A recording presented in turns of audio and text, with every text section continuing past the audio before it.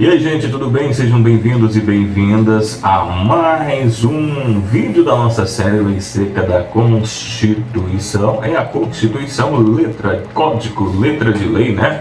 Nós vamos vendo aqui na nossa série de aulas. Você que não é inscrito no nosso canal, inscreva-se, deixa um like no vídeo, compartilhe com seus amigos nas suas redes sociais, que ajuda muito no crescimento aqui do nosso projeto. Vamos seguindo. Lembrando, você já tem uma série de aulas já no canal, né? 12, 13 aulas já disponíveis. E vamos seguindo com a nossa leitura. Nós estamos trazendo aqui a leitura de toda a lei da Constituição, né? Toda a Constituição de 1988, com suas atualizações, as versões mais, as emendas, né, na Constituição. Tudo para você aqui em primeira mão, atualizadíssimo para você, concurseiro de plantão. Muitas das coisas que a gente está lendo aqui, você não vai ver em prol de concurso público, e muita coisa que está aqui, a gente está dando uma ênfase especial para aquelas questões, né? A gente está dando, normalmente, aquele conteúdo que a gente entende que não é muito cobrado em prova, a gente vai passando, vai lendo, só lendo, né? E aquele que tem um pouquinho mais de relevância, que a gente vê que cai em prova, e aí a gente dá uma parada, traz alguns exemplos, enfim, associa-se a alguma coisa aí de modo que possa facilitar o seu entendimento, a sua compreensão. Beleza? Vamos seguindo com a nossa lei seca, vamos aqui ao PDF. Vamos lá. Seguindo com a nossa leitura da Constituição, estamos aqui na seção 9, né, ainda das atribuições do Congresso Nacional, que trata sobre a fiscalização contábil, financeira e orçamentária. Estamos no artigo 70. A fiscalização contábil, financeira, orçamentária, operacional e patrimonial da União e das entidades da administração direta e indireta, quanto à legalidade, a legitimidade, economicidade, aplicação das subvenções e renúncia de receita será exercida pelo Congresso Nacional mediante controle externo e pelo sistema de controle interno de cada poder. Então, questão do acompanhamento dessas questões contábeis, financeira e orçamentária, o Congresso Nacional atuará como controle externo, né, da União, e também o controle interno da União. No caso da União, a CGU atua como o controle interno, e no caso da União no geral, aí tem as outras instituições, né, que também têm os seus controles internos específicos.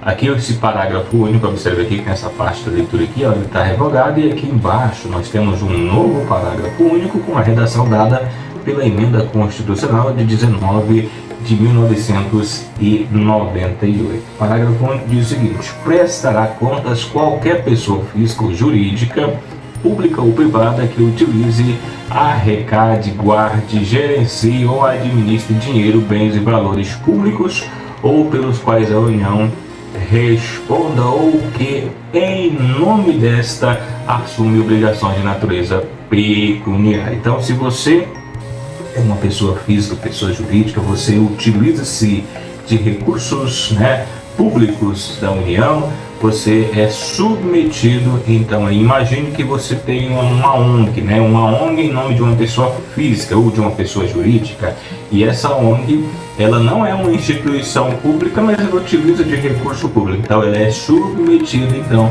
a essa fiscalização, tá bom? Beleza? Se você faz qualquer tipo de uso de recursos, gerencia, guarda ou administra algum tipo de recurso público, você então faz, né, tem essa fiscalização, responde, né, pelo uso do recurso. Artigo 71.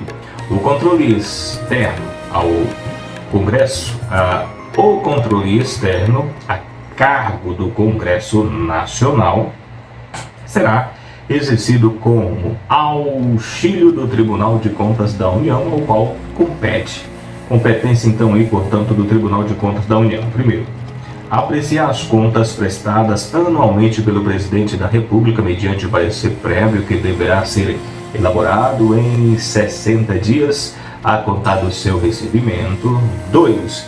Julgar as contas dos administradores e demais responsáveis por dinheiro, bens e valores públicos da administração direta e indireta, incluindo as fundações, sociedades de economia mistas e medidas mantidas pelo Poder Público Federal, e as contas daqueles que derem causa a perda, extravio ou outra irregularidade de que resulte prejuízo ao erário público.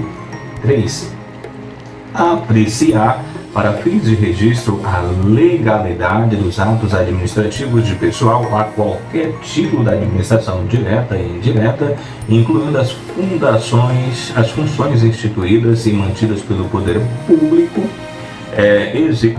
excetuadas as nomeações para cargos provenientes em comissão, bem como as de concessões de aposentadorias, reformas e pensões, ressalvadas melhorias posteriores que não alterem a função legal do ato concessionário, entre as atribuições do TCU. 4.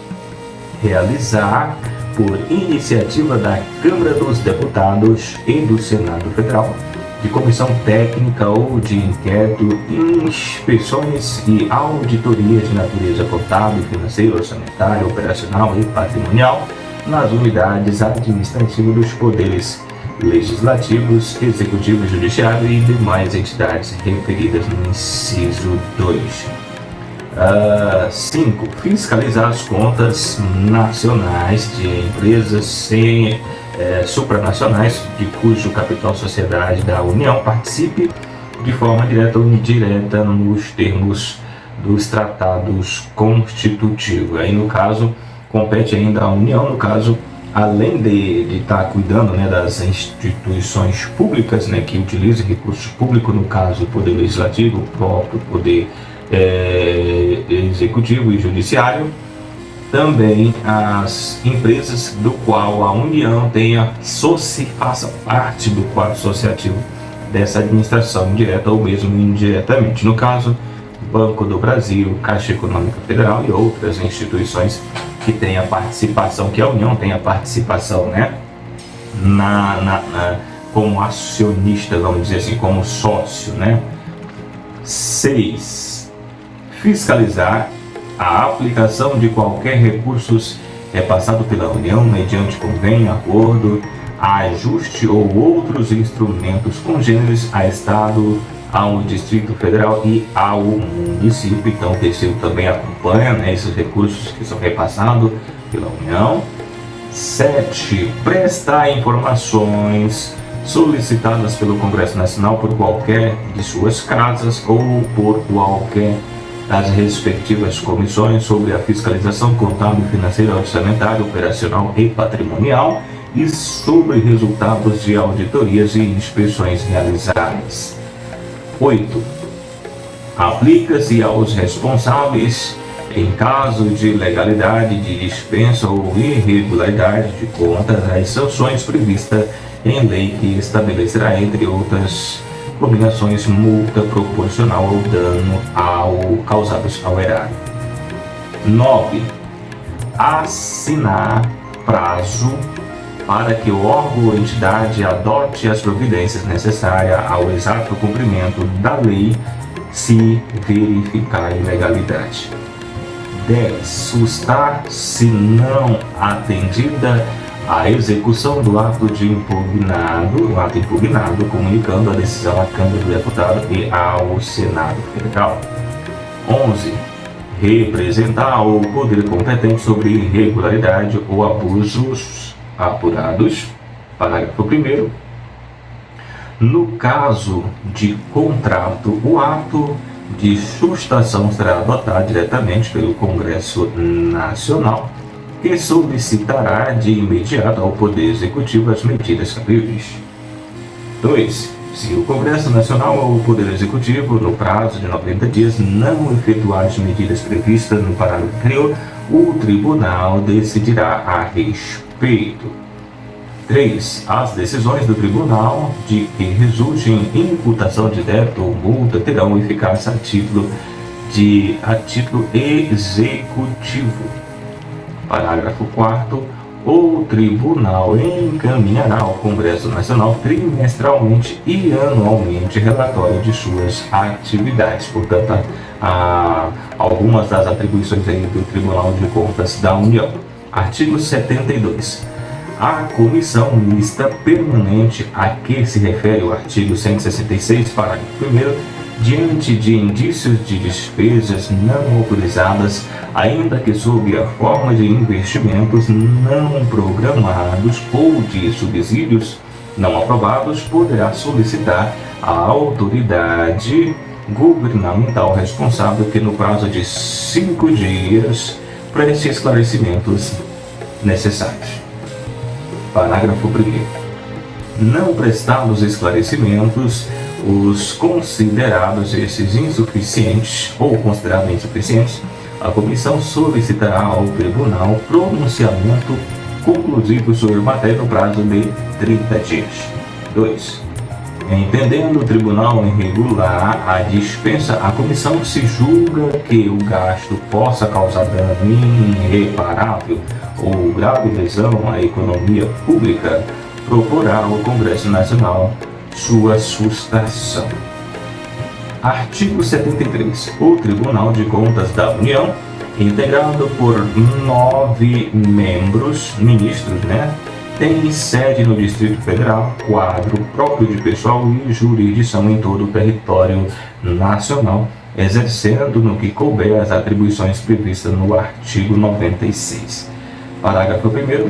Os ministros do Tribunal de Contas da União serão nomeados dentre brasileiros que satisfaçam os seguintes requisitos. Primeiro, há mais de 35 e menos de 70 anos de idade, redação dada pela Emenda Constitucional 122 de 2022, idoneidade moral e reputação ilibada, notório conhecimento jurídico, contábil, econômico, financeiro ou de administração pública, mais de 10 anos de exercício em função ou efetiva atividade profissional que exija os conhecimentos mencionados nos incisos anteriores. Parágrafo 2º. Os ministros do Tribunal de Contas da União serão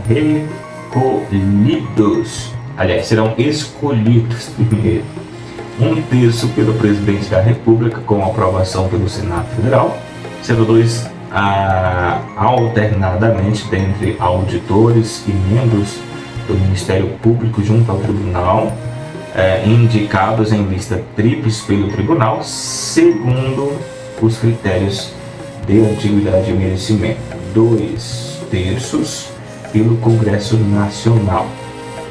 Parágrafo 3º.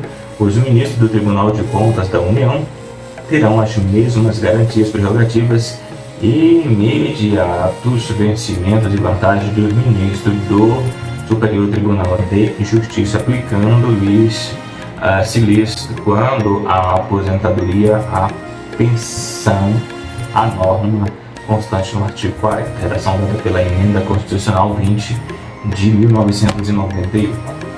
Parágrafo 4º. O auditor, quando em substituição a ministro, terá as mesmas garantias e impedimento do titular e, quando no exercício das demais atribuições da judicatura, a de juiz do Tribunal Regional Federal.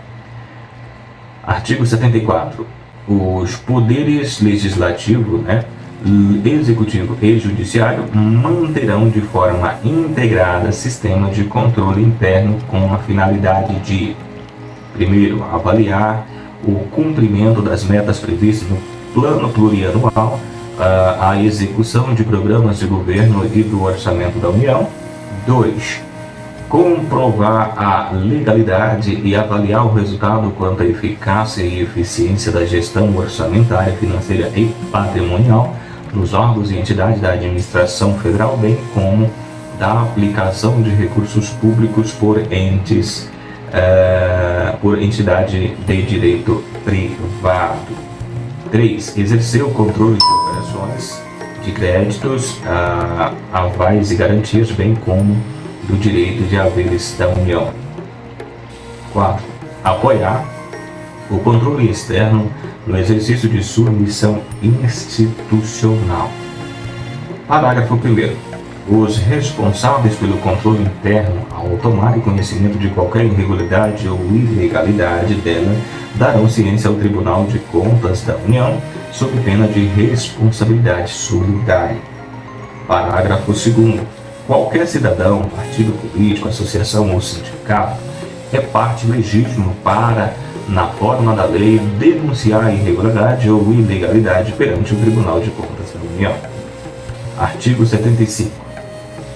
As normas estabelecidas nesta seção aplicam-se no que couber à organização, composição e fiscalização do Tribunal de Contas dos Estados e do Distrito Federal, bem como os tribunais e conselhos de contas. Parágrafo único. As constituições estaduais disporão sobre tribunais de conta respectivos, que serão integrados por 7 conselheiros. Beleza, continuamos aqui, portanto, com a nossa leitura da Constituição, falando sobre as questões contábeis, financeira e orçamentária, portanto, aqui atribuições do Congresso Nacional. Falamos um pouco sobre as atribuições de controle externo, controle interno, TCU, né? Em especial aqui nesse vídeo. Você curtiu? Não esqueça, deixa o like, inscreva no canal, compartilhe com seus amigos nas suas redes sociais, tá bom? Na sequência vamos trazer as funções do Poder Executivo. Até mais.